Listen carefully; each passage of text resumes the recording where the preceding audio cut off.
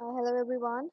In this lecture, we will study another sequel of the same topic which we have studied in the previous two lectures, that why foreign aid is harmful. Actually, this was a very lengthy topic, and I have divided it into three lectures because it was not, you can say that, feasible for you and feasible for me as well, that I can make one lecture of this topic, that topic which we are studying, that why foreign aid is harmful. So this lecture has been divided into three sequels. It is divided into three parts, and the as we have studied the first part, and then the second part, and now we are going to study the third part, and we are going to study that what are the further points what are the further points which explains that why foreign aid is harmful.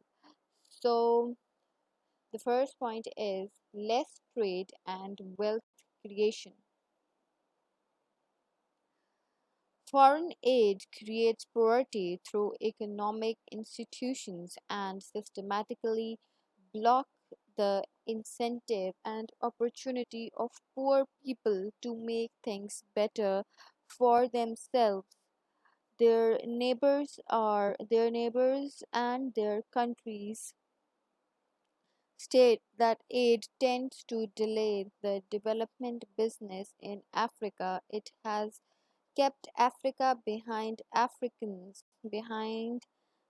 in terms of getting confidence. They need the experience they need to take a full part in global economy, create business that compete globally and succeed globally. Aid has distorted market in Africa, so the sooner Africa can graduate from its dependence on aid, the better.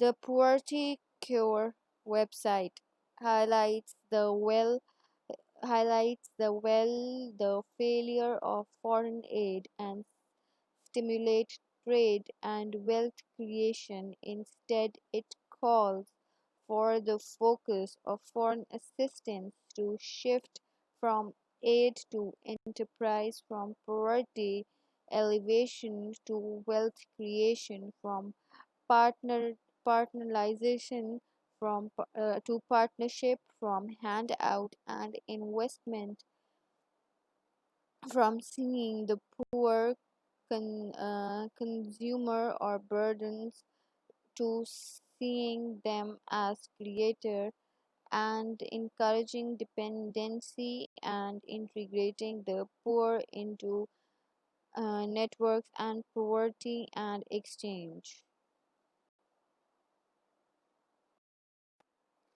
Increased war. More than half of the international assistance spending related to Afghanistan, Iraq, and Pakistan is for military or security uses. For example, some of international assistance funds sent to Pakistan have been used to train the frontier crop in to train the frontier crop of 118.4 billion appropriated for the Iraq Relief and Reconstruction Fund in fiscal years fiscal year 2004. More than $10 billion was administered by Pentagon.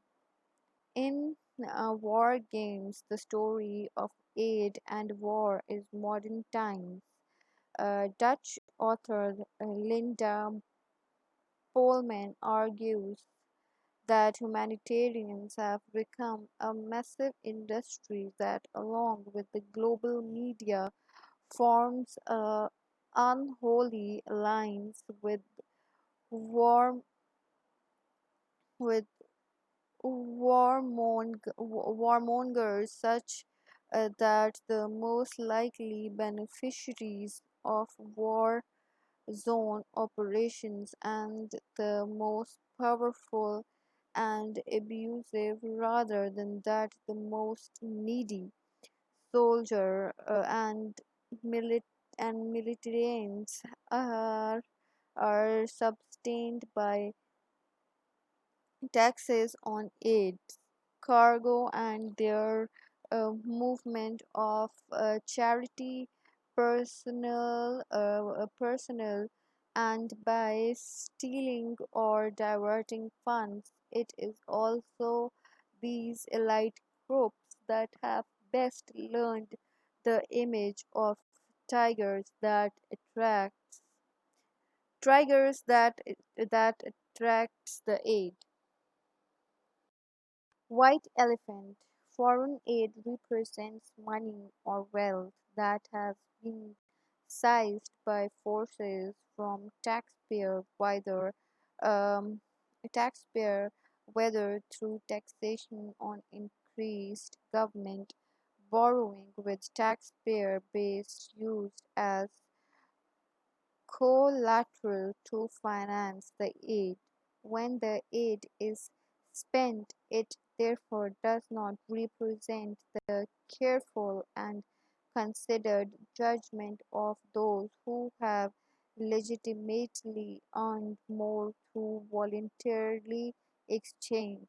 As a result, many aid programs are ill conceived and economically unsound, tending to support gaudy and extravagant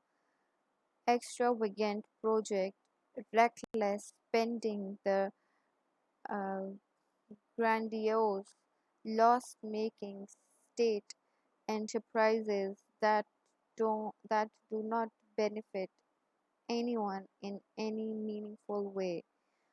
Further, many of the less developed world state enterprise set up with the foreign loans were supposed to earn or save these countries the foreign exchange needed to serve or pay back the loans, but instead these enterprises racked up losses